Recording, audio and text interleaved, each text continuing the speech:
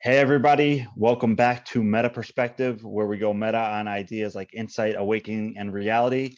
And today we have a special guest, Forrest Knutson, who has the YouTube channel named after himself. He also has the book, Hacking the Universe. So welcome, Forrest. Thank you. It's a pleasure to be here.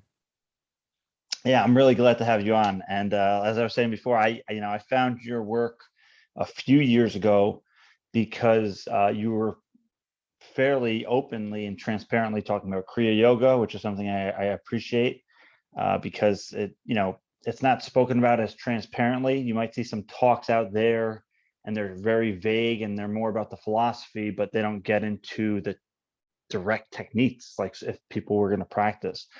So I appreciate that you do that. Awesome. Well, I really love doing that. It's of course, my favorite subject, along with all of meditation, and of course, heart rate variability resonance, which is a mainstay on my channel. So I really love to talk about all of it. So great to be here.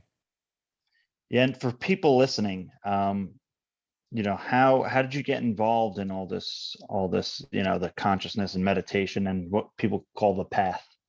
Yeah, the path. I love it. Well, it goes all the way back to my childhood. So I started out fairly young because I grew up with my mom, and my mom was always interested in meditation. She was always reading, like, I remember she was reading a series from Labsang Rampa where he was talking about his exploits in the Himalayan hills with the Buddhists and all of his Buddhistic training. So I always had a fascination with it. But it really began all the way back when I was in the womb, because my mother was meditating at the time and she was having visions, and she would have this dream or this vision of a Buddhist monk going up a set of stairs, and then at the very top of the stairs, it was just this doorway of light. And he was not only wearing, had a shaved head and he had a Buddhist robe, and then he was also wearing armor.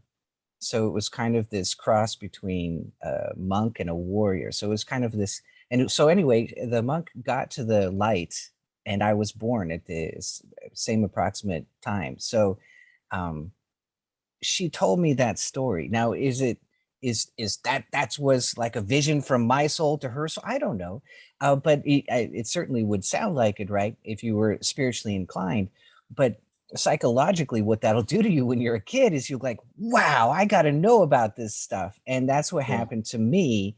Is I grew up with that, and so and then I was always very I read a bunch of books on meditation, whatever I could find. I mean, it's just it's just an abundance today, but that time it was a little less. It was quite a bit less. There's just so much available now for meditation, but at that time it was a lot less, and it was all these. Well, imagine a flower opening, which that's actually a decent meditation, and I understand how it works now, but at the time was just like, oh, what is this? What is this? This is not, give me something I can sink my teeth into. And then I read Autobiography of a Yogi, and Yogananda was talking about this Kriya Yoga. And I'm like, oh, are you telling me it's scientific and it's practical and it works and this is my ticket? And so I was on board. Yeah. And I mean, you kind of elaborated a little bit on it, but what about that autobiography of Yogi really stood out to you? Well, the stories are fantastical, and they're supposed to be a little bit fantastical. So it's kind of like your uncle, where he's telling you these stories that keep getting a little bigger each time. And you love your uncle, but you understand that when he tells you a story, it gets a little bit bigger each time. But the main thing uh, that really interested me was these conversations with the divine that would happen periodically in Yoganada's life. And I just thought that was amazing. And then he talked about this, he talked about, oh, what was his name? He talked about the one the one Swami who had a Master M, who had this really close relationship with Divine Mother. And I thought, this is just amazing. But then on top of that, he was talking about going into samadhi and going into these very, very deep states of the non-dual state. And I just thought, wow, this is amazing. And you're telling me that I can practice this technique and I can actually get there. So there's like this progression. And it was the progression that really caught me, that this is really doable and practical, and there's a way to make sense of it, because there's so much that happens in a spiritual life, or a so-called spiritual life, where, or anybody's life for that matter, but there's so much which is just unexplainable and mystical, and we don't understand it. And then here was this process to kind of lay it all out and make it practical. And I just thought that was, amazing. Yeah, I appreciate that you're willing to kind of navigate and discuss that territory, because there's I don't know, you can say it, different camps and meditation spirituality circles, where some people just don't want to go there. They don't want to acknowledge that aspect of it, and I can understand some people may see it as a distraction, but nonetheless, this is the stuff that you encounter and experience on the path. So I see no reason to just disregard it or put it off to the side. So I appreciate that you're willing to acknowledge that. Absolutely. So, from there you read Autobiography of a Yogi. Where do you go from there? Right. Well, so I took their online lessons, and then that was not enough. So I'm like, well, I think I should go and be a monk. So I actually joined their ashram for 5.5 years, and the whole interview process took 10 years while I was working there for them. So altogether, it was like 7.5 years of my life, and it was great. But I realized that one of the great things about becoming a monastic is you find out what they know and what they don't know.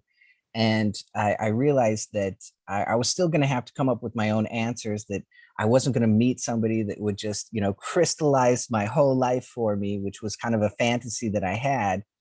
And I realized it was still up to me. And so I got extremely serious. I remember we had this, as a very young monk called a postulant, we had this wonderful hour to study every day. And so the God bless them, the monks that I lived with, they were very sweet and very kind, and they would bring in their book and they would open it up and they would read one little passage, and oh, that's so beautiful. And then they would just sit there and hold that in their hearts and just think on it for a minute, and then they would read another passage, and here I come in, and I've got like 6 stacks, right? Bam, and I put it down there, like, and I'm like, what? And I started ripping everything apart, and I never stopped. So that got me a lot of answers. That was actually the beginning. That's where I really found, at that time, I found the breath states. And so if you go on my channel, you'll see an older video. I don't talk about them a lot because they're very subtle and not everybody feels them. But as you get into heart rate variability resonance, and I didn't even know this, I just knew that the breath states worked, period.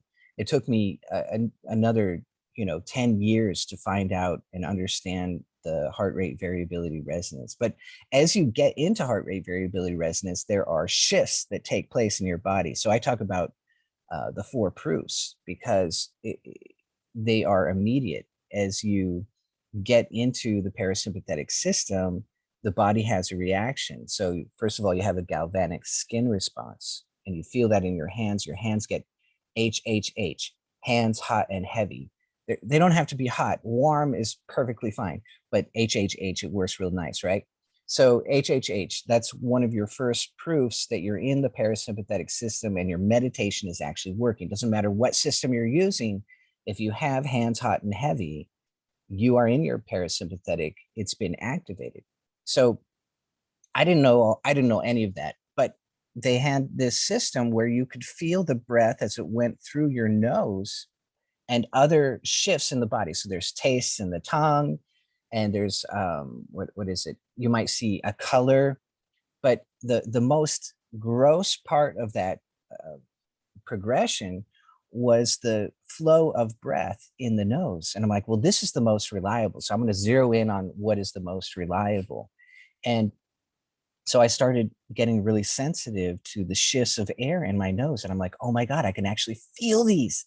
And so there's 5 breath states. And that's where I really um, became aware of all of that.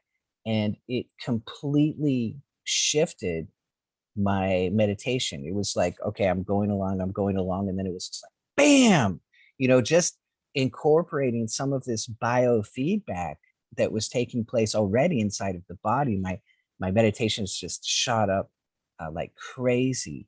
And I started getting into heart rate variability resonance and very deep levels of it every single time that I would meditate. And I'm like, oh my God, I have to share this. So then I tried to share it with the monks, and nobody was really interested because I was a nobody in the ashram. So then I left, and I'm like, I'm still burning with this information, and that's when I wrote my book, my one book, Hacking the Universe. Yeah, and just for people listening, what's the origin of the 4 proofs? So the it was in the Self-Realization Fellowship lessons. I don't know if it's in the current version. I'm sure it is. It might be there. So if you look up some of the older versions, you'll get the version that I had. And some of the very old versions had it even a little more clear. But the origin. So a lot of the technical material that was in those lessons was written by Dhirananda. So if you read in the autobiography of Yogi, you hear about Yogananda and Jitendra. Jitendra was his childhood friend, and they lived together. Jitendra had troubles with his family, and so he came to live with Yogananda's family, and the two were just as thick as thieves. They were just the dynamic duo. And when Yogananda came to America, Jitendra said, here, I've written this book. He became Dhirananda. He also became the Swami. He said, I've written this book. I want you to present it as your own. And so that was the whole, the science of religion that Yogananda brought to the religious conference, which he was invited to. So he came to America with Dhirananda's book. And so you have Yogananda, a very good presenter, and then you have Dhirananda, who was this kind of closet yogic scientist, and they were just amazing. So when Yogananda got a little bit settled, he called Dhirananda, and Dhirananda came over to the East Coast and set up camp there. He started making connections. He had a little center going. And then Yogananda moved to California, and he's like, I think, you should come and be with me here.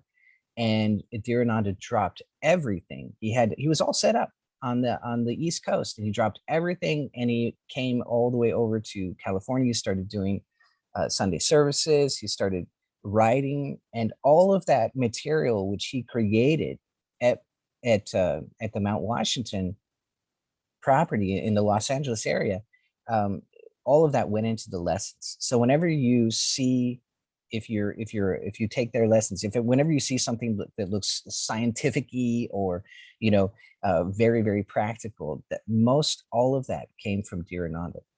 And there's a reference. So where did Dhirananda get it? Well, he got it from some of the yogic texts. So you have in India, you have the Bhagavad Gita and Mahabharata, and this is really part of the Vedas. And the Vedic literature is the corpus of the Mahabharata and the Bhagavad Gita. That's really the core of yogic thought right there. But then you have all these kind of, if you take a college course, then you get cliff notes, right? and you're like, I'm just going to study the cliff notes so I can get like the big picture and get some of the meat. And that's where you get all of these smaller texts on yoga.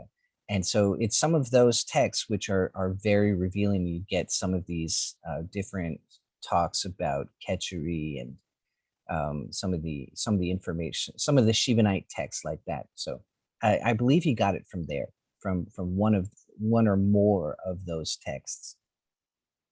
Yeah, and it's interesting. And just for what you were talking about before in the four proofs and some of those observable sensations and experiences, that's actually very similar on kind of like the Buddhist end of things, when they start talking about the jhanas. Um, Absolutely. you have the symptoms, those kind of, the hands are hot and heavy, and you see the light, and they consider that as, I think they consider that beyond access concentration and entering the first jhana, Mhm. which, I've talked to people in kind of both, the yogic and Buddhist communities, and um, I've seen a lot of correlations between, the jhanas and samadhi, you know, Absolutely. so I find that all very interesting. Um, Absolutely. Absolutely. and you've talked about on your channel before, because I learned Kriya Yoga through a teacher, and they, was a student of Yogananda, Roy Eugene Davis, and then his student, Ryan Kirkzak, and he teaches that form of Kriya Yoga because that's how he was taught it. But you, on your channel, you've said that there's differences in the lineages and how some of the techniques were taught. And I found that fascinating, again, because I'm, really interested in some of the technicalities and the Yeah. techniques and information that goes along with it. Right. So I heard you talking about it different from how I learned it. And yeah, I always found that fascinating. So how did it come? Because when you were a monk, were you at SRF? I was. Yes, that's right. Oh, Uh-huh. okay. So how did you go? Because from what I understand, the way I learned it was from, again, that lineage of Yogananda, Eugene Davis, Ryan Kirkzak.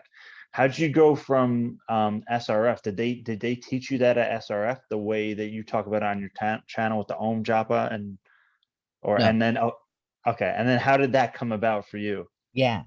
Well, I had a lot of friends, of course, and so they would all tell me different things, of course, and word got out that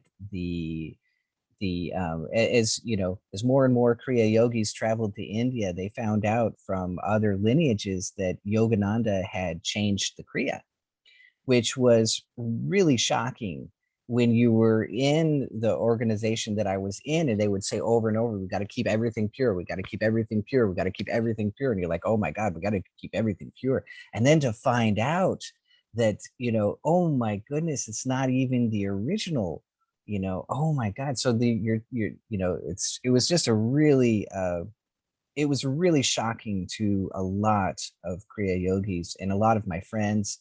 And of course, they all told me. And then somebody said, you should really check out Ashok Singh because he's in the Panchanan Bhattacharya lineage. So when Lahiri Mashaya was teaching, he eventually met Panchanan Bhattacharya. And the story goes two ways. If I get off track, you just lead me back because No, this is perfect. okay, great. So he met Panchanan Bhattacharya, and the story goes two ways. So one story is that Panchanan Bhattacharya ji wanted to be in tune with Lahiri Baba so much that he dropped being a Swami and he became a householder because that's what Lahiri Mashai was doing. But the Araya mission tells the story this way. And the Araya mission was set up by Panchanan Bhattacharya, so I tend to believe them.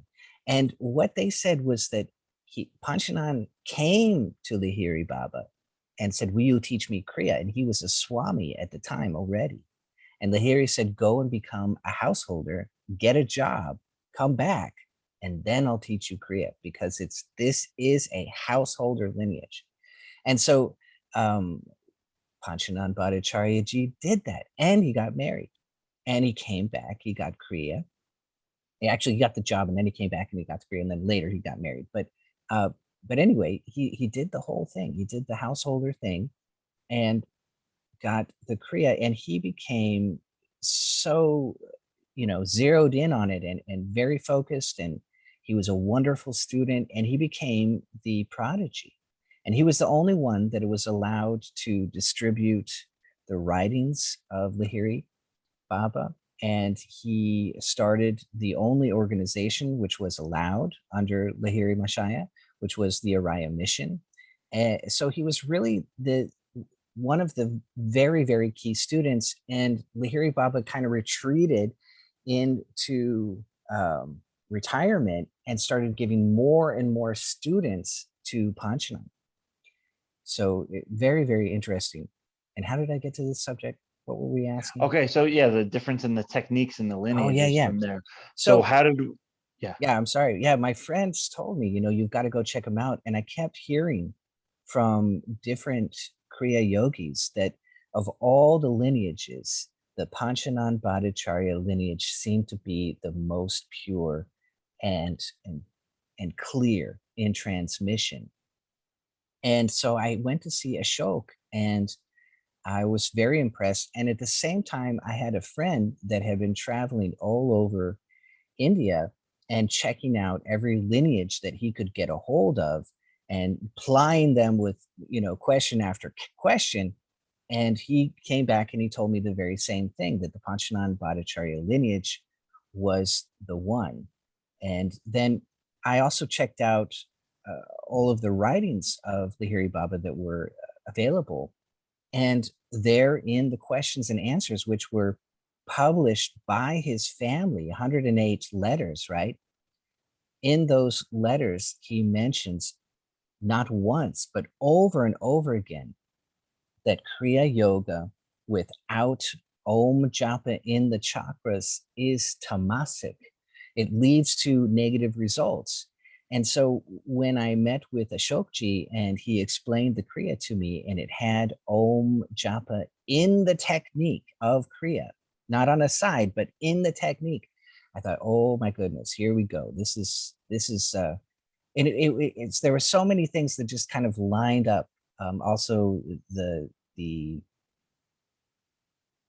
preoccupation with the medulla oblongata. And so it was really, all these things came together, and I'm like, oh, this is it. This is the original version. And I've had more and more confirmations of that over time. And can you explain to people the difference between, so we're talking about the Kriya Pranayama, the Kriya Pranayama that you learned at SRF versus this Om Japa version of Kriya Pranayama? Correct. Which is kind of, I guess you can say, the Kriya Yoga's recent claim to fame about this technique of Kriya Yoga. Yes. So the SRF technique, a lot of people understand this technique as spinal breathing. So there's a lot of resources on the internet and on YouTube about spinal breathing. And so that it's a good technique in itself, especially if you make sure that the breath is very long. And that's one of the cornerstones of the Kriya technique, which almost every lineage gets that correct, that the breath has to be long. And so when you also do Om Japa in the chakras, now some people come on my channel, and of course I don't disclose Kriya on my channel. I talk around it constantly, and whatever Ashokji was okay to reveal, that I talk about that. But if you don't have the Kriya and you're not ready to go to somebody for Kriya, to get initiated from somebody, well, you can do heart rate variability resonance, and you can on the side do Om Japa in your chakras, and you will still get very good results. And now, because you're doing the clearing work of Om Japa in the chakras, you won't run into those negative results. You'll have very good and deep results. Yeah. But so anyway, that's the primary difference between the two. There are other subtle differences. The most spinal breathing techniques are preoccupied with the spiritual eye, and the Kriya that is taught by Panchanan Bhattacharya ji, that through the Panchanan Bhattacharya lineage all the way back to Lahiri Mahasaya, was preoccupied with the medulla, which is in the brain stem.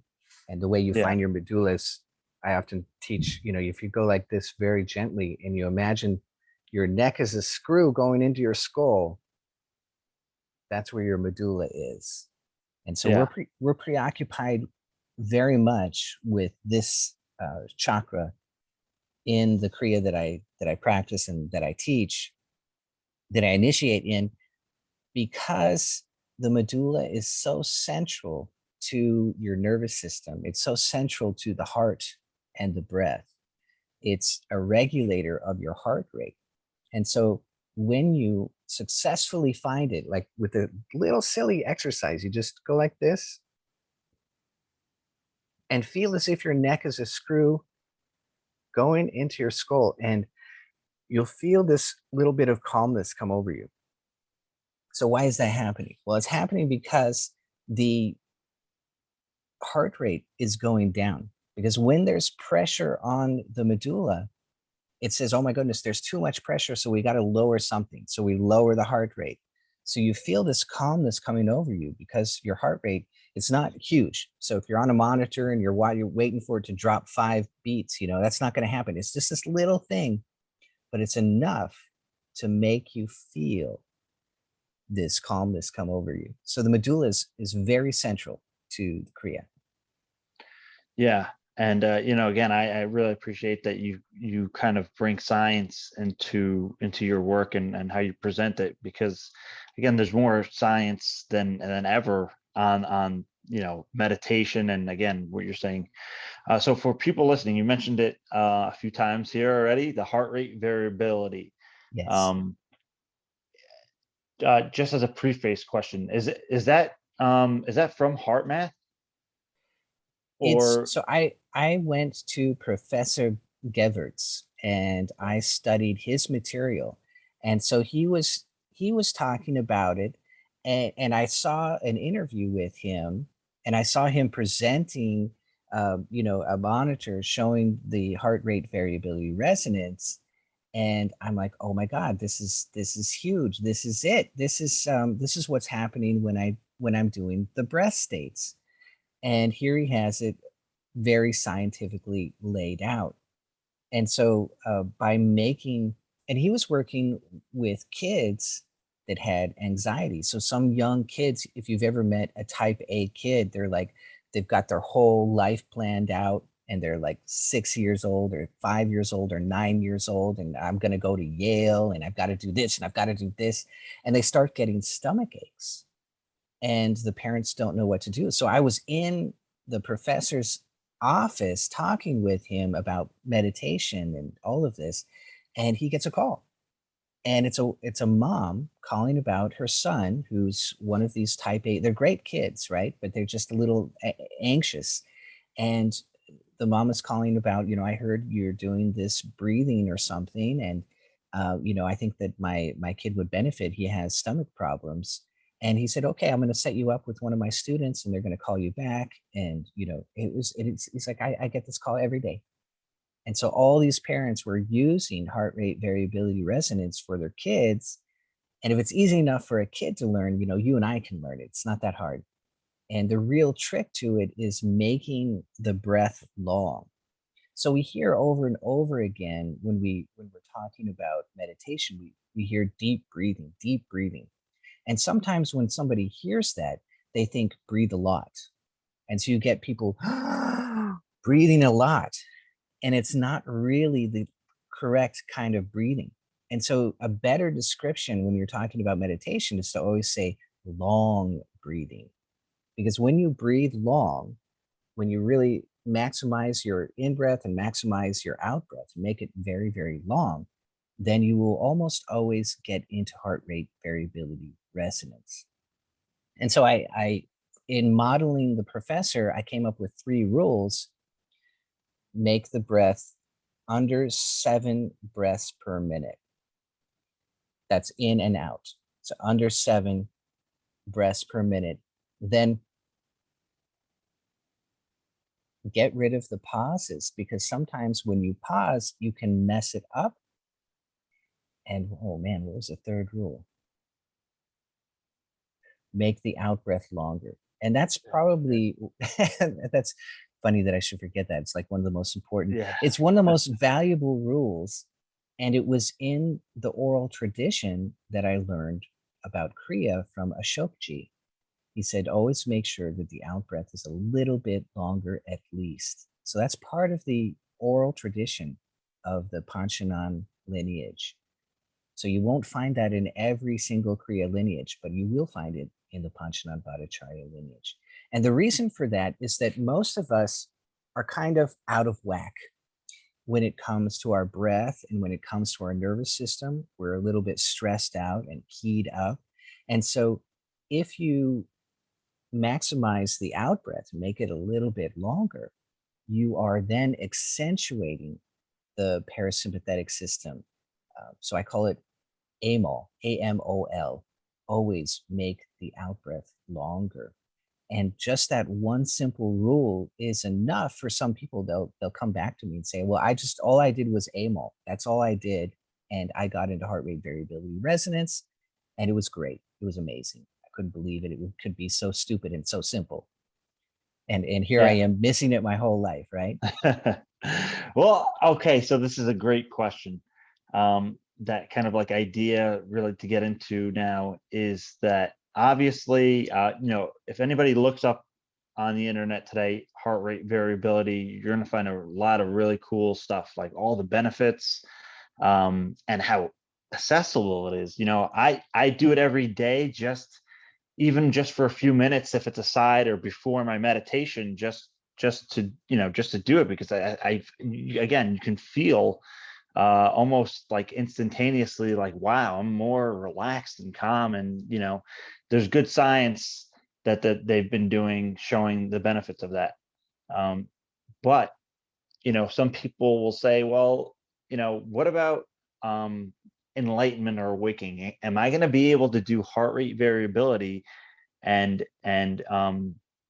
awaken, in a sense, into like the idea of awakening and enlightenment? Am I going to be leading towards that path just by doing heart rate variability? Yes. So the answer is yes, because it's the gateway. So again, everything in Kriya is going to something else. So it's the pathway to enlightenment is a step-by-step process, but the beginning is heart rate variability resonance and sitting very still. So if you don't have those and you're trying to do the rest is a wash. You'll never make it, because you have to do that at the beginning. And so what'll happen, the first step is the heart rate variability resonance, and then the second step is a kind of reverse resonance. And it's kind of like, you're listening to music and you've got the beat, right? And then behind that beat, you have a counter beat, right? So there's boom, boom. So that counter beat is what takes place second. And there's a technical name for that kind of breath. But what happens is, from 7 breaths per minute to 3.5 breaths per minute, that's within the realm of heart rate variability resonance. And then from 3.5 breaths a minute and lower to like 1 breath a minute, now you're in this reverse resonance. That's not the technical name. They haven't really named it. This is a very, very new field, and there's basically only one person talking about it. So I got to re-listen to that interview and go by his name. I'll use his term for that. But for now, I'll call it that reverse resonance. And then below that breath rate, or beginning within that breath rate, is what we call the tranquil breath. And the tranquil breath is what's happening in the tranquil breath. You're entering deeper and deeper into the freeze response. And we have to demystify the freeze response. We go into the freeze response every single night when we sleep. So you are in bed, you're totally relaxed, you're sleeping, and your body goes into a freeze so that you have a dream and you don't jump up and roll out of your bed and knock your head every single night, right? So your body is doing this great kindness for you and putting you into this freeze response. And so the yogi begins to encounter this. And so you'll feel it different kinds of ways. So you might feel cool waves go through the body. You might feel the tingling all over your skin as part of your nervous system numbs you out. So there's a very particular set of nerves that are in the skin, and they will start to tingle very pleasurably, and they will mitigate all pain. And so you'll hear about yogis, sometimes they'll tell you that I just become frozen and then I can sit there forever. But you can't sit there forever if you're not in the freeze, because you get aches and pains. So the idea for the yogis, you enter deeply into the freeze response, and then you can sit there for a long time pain-free because you're in this glorious freeze.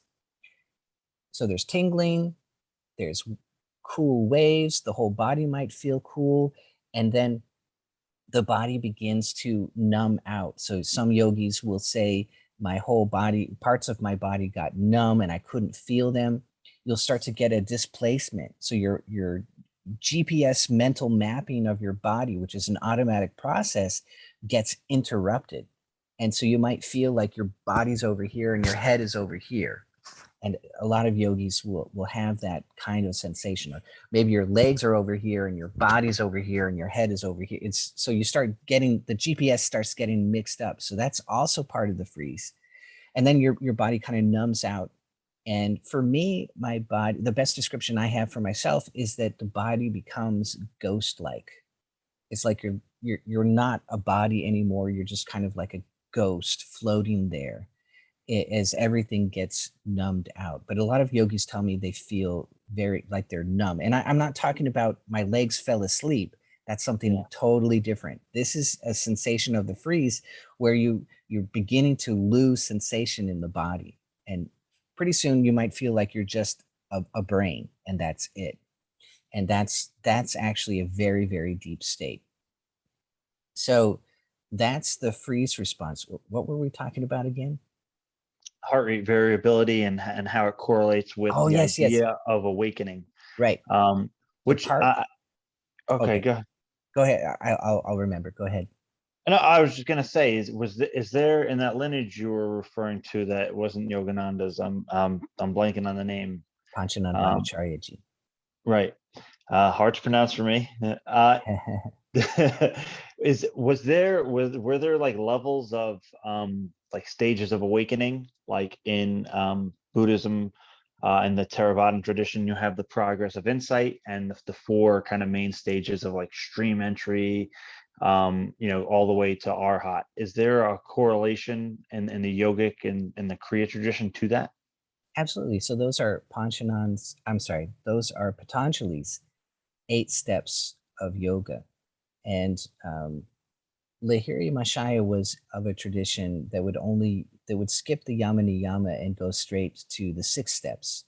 And so Patanjali wrote out all of that. Those are 8 steps. And so you have, and I apologize if I mispronounce these. I still have to work on my pronunciation of these things. But you have yama, niyama, asana, then pranayama, then pratyahara, and then dharana, dhyana, and then samadhi.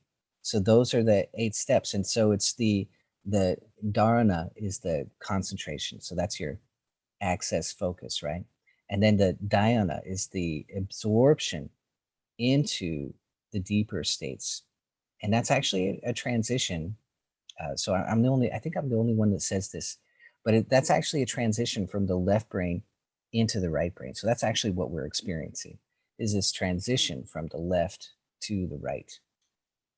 And then finally, the full-on non-dual state, that's the samadhi, when the left brain winks out. And so your perception of yourself as you are right now, we're totally in this moment connected to the left brain and the body and the functioning in the world around you. And that's all a left brain function.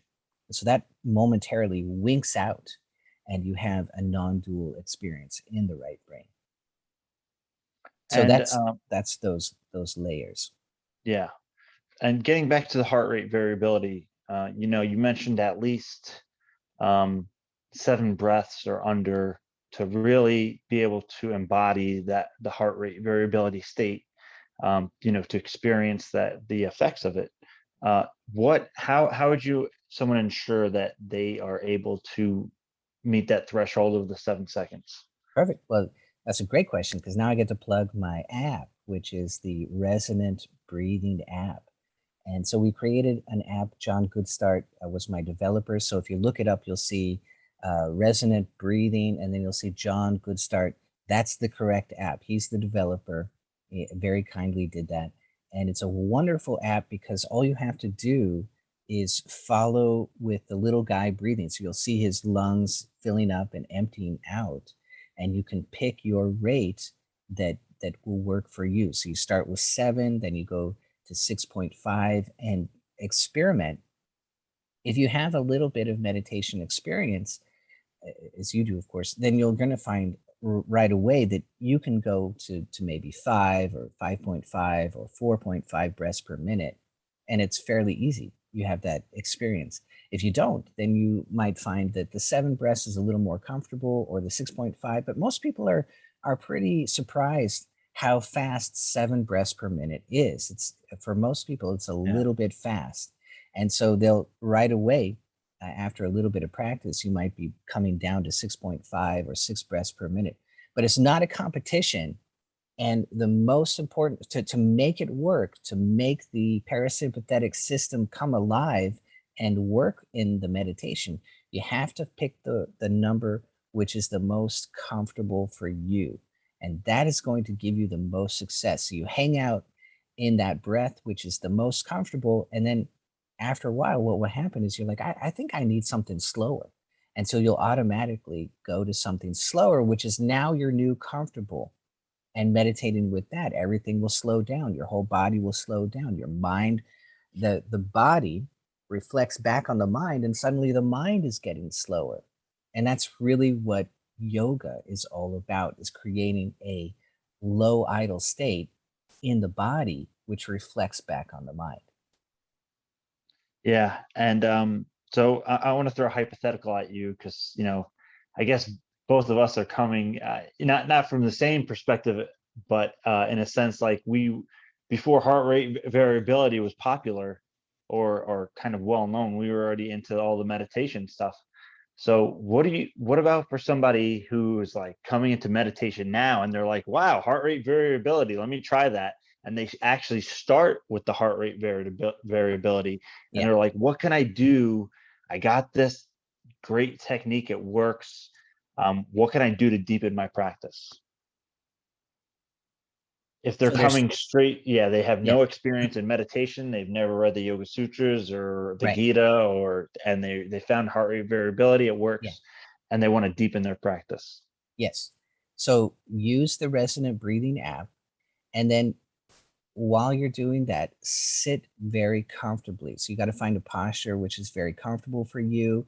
You don't want to be in strain while you're in meditation, of course. And so I like to put I take the back of my spine and I wedge a pillow right here down near the bottom of the spine, the sacrum, that large triangle bone at the bottom of your spine.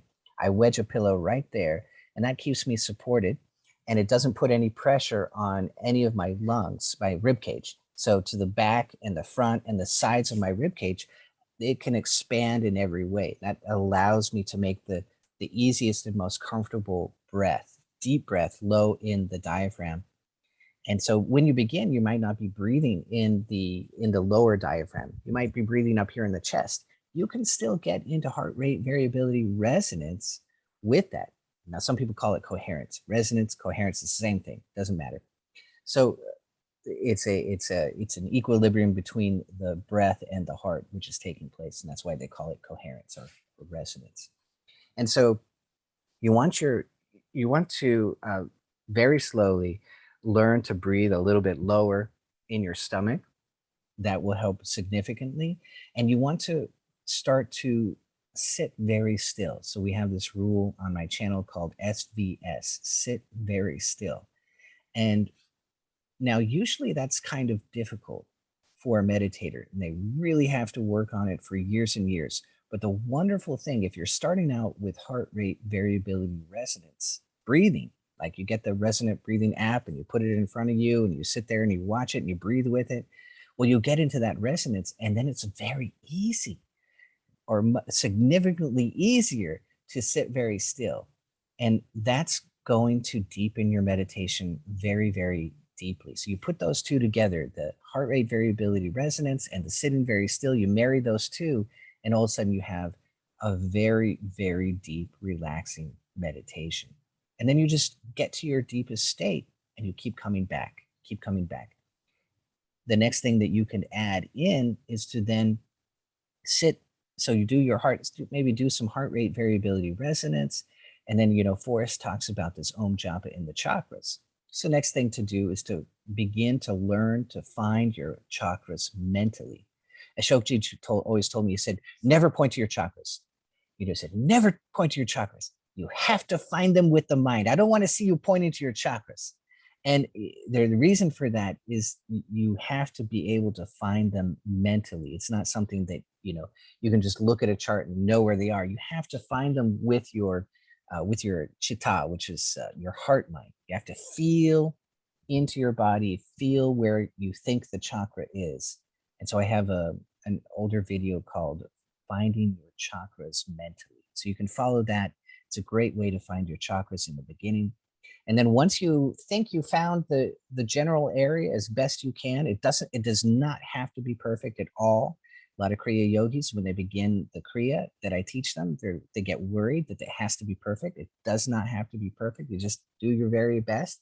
And then you place a mental Om into the chakra. And that will help to, your brain is projecting limbic material into your body, into your nervous system. That's how we have heartache, right?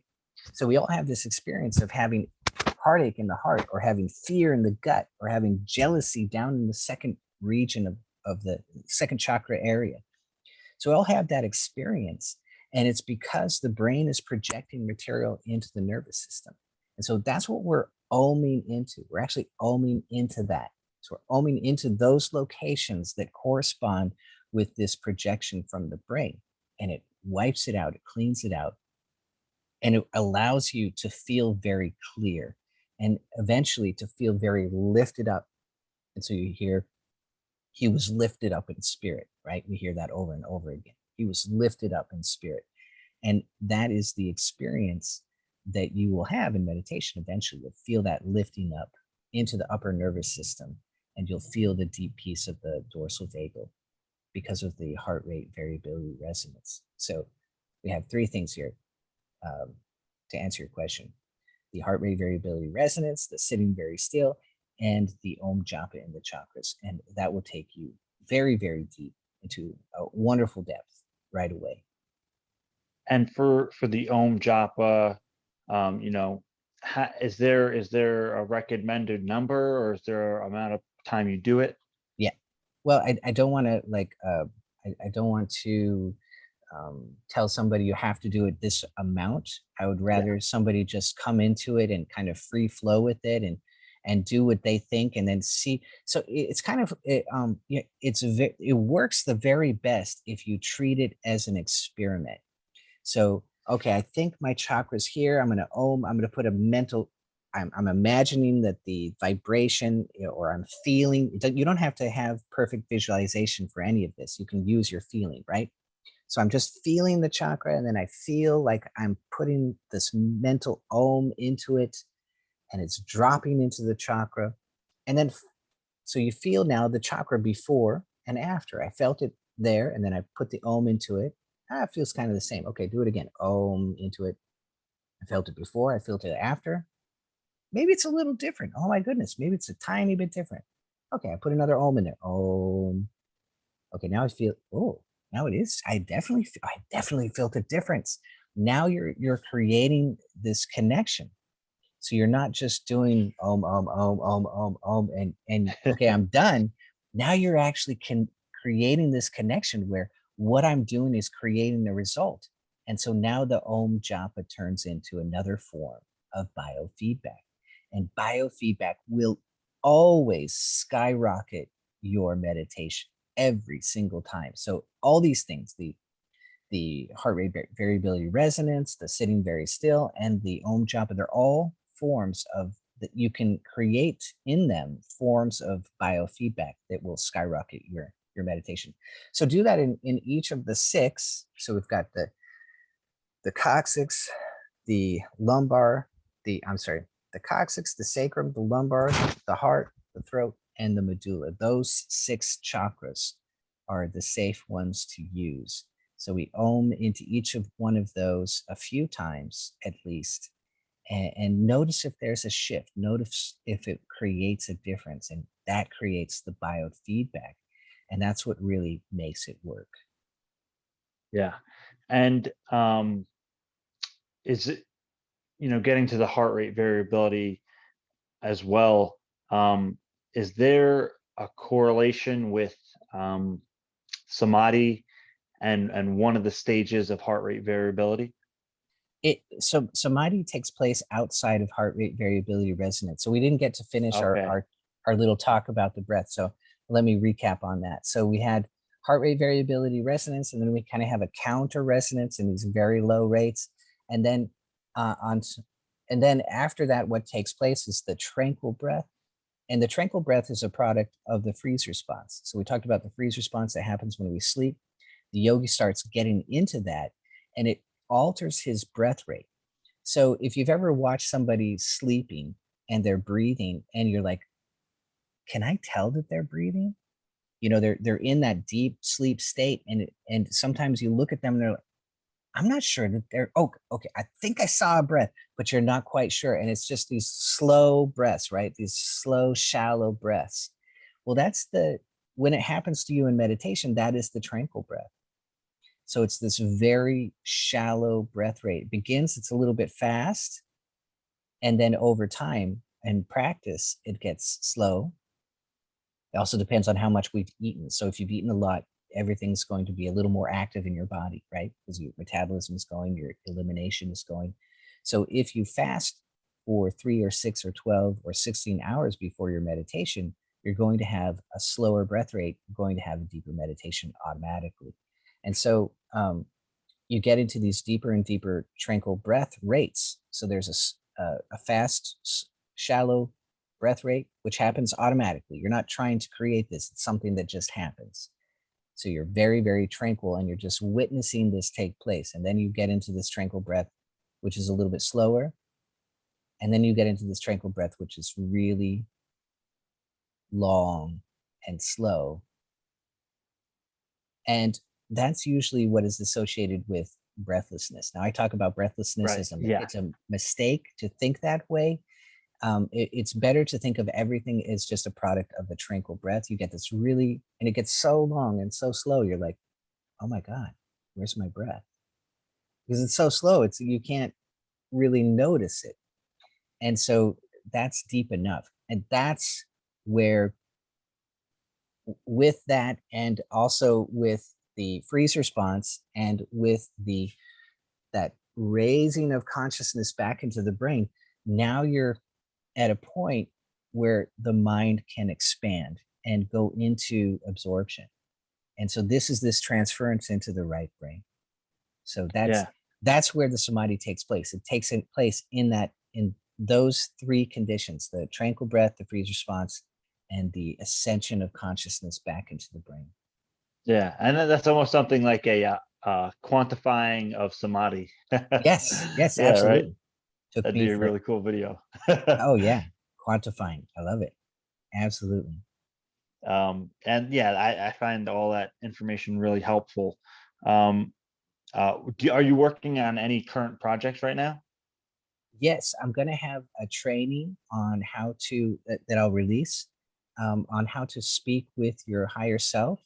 So how to open that door and start having that conversation with your higher self. How to create a little deeper download phase, because a lot of yogis will So it's a product of intuition and prayer. And so we're kind of opening up that door to get feedback from these archetypal figures inside of ourselves as the higher self.